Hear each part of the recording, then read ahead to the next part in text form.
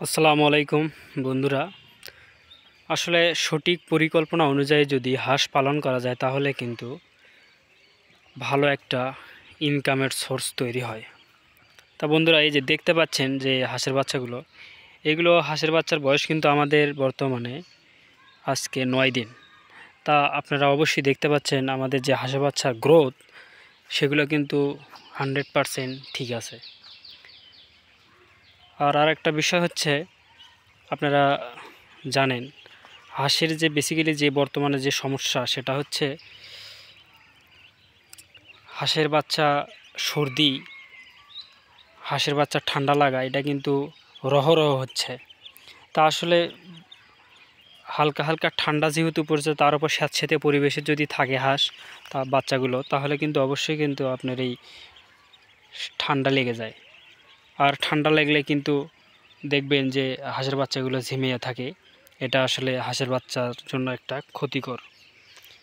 তা বন্ধুরা, আমাদের ইতিপূর্বে মারা গিয়েছে 34টি হাঁসের বাচ্চা।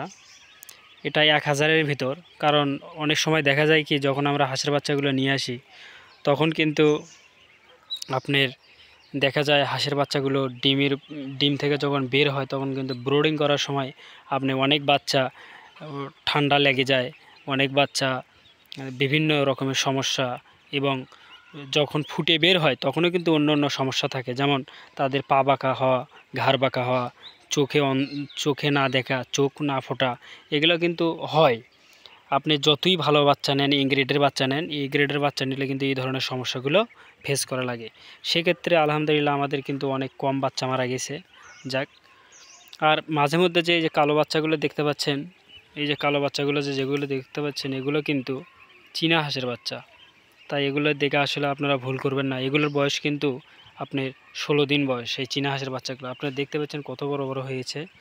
তা আমরা আশা করছি যে আমাদের হাঁসের বাচ্চাগুলো আমরা ভালোভাবেই বড় করতে পারবো। কারণ আমরা যে ধরনের খাবার দিচ্ছি হাঁসের বাচ্চাগুলোকে, আমরা কিন্তু নামি দামি নারিশের ফিড খাওয়াচ্ছি। নারিশের যে স্টার্টার ফিডটা, ওটা খাওয়াচ্ছি। তারপর আপনারা কিছুদিনের ভিতর, 2-1 দিনের ভিতর বা 3 দিনের ভিতর আমরা কিন্তু এদেরকে গ্রোয়ার ফিড খাওয়ানো শুরু করে দেবো। তা এই হচ্ছে আপডেট। আপনারা অবশ্যই এখন যারা হাঁস তুলবেন, তারা কিন্তু অবশ্যই লাভবান হতে পারবেন। কেননা সামনে 1-1.5 মাসের ভিতর বা 2 মাসের ভিতর কিন্তু আপনার ধান কাটা শুরু হয়ে যাবে। তখন কিন্তু দেখা যাবে যে আপনারা হাঁসগুলো কিন্তু মাঠে চরাতে পারবেন।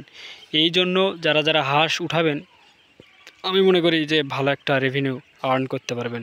ধন্যবাদ বন্ধুরা, ভালো থাকবেন, সুস্থ থাকবেন, খোদা হাফেজ। এবং আমাদের এই ভিডিওগুলো অবশ্যই দেখবেন।